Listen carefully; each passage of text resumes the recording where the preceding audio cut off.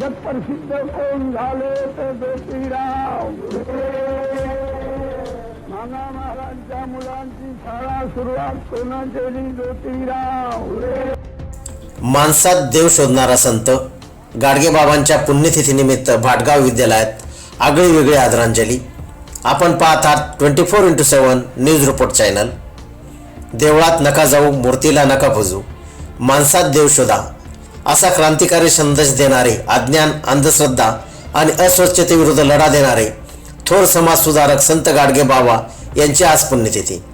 या निमित्ताने संपूर्ण महाराष्ट्र त्यांना अभिवादन करत आहे.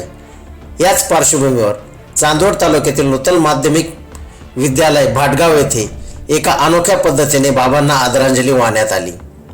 नूतन माध्यमिक विद्यालयाचे कला शिक्षक श्री देव हिरे यांनी आपल्या कलेच्या माध्यमातून संत गाडगे महाराजांच्या स्मृतींना उजाळा दिला आहे.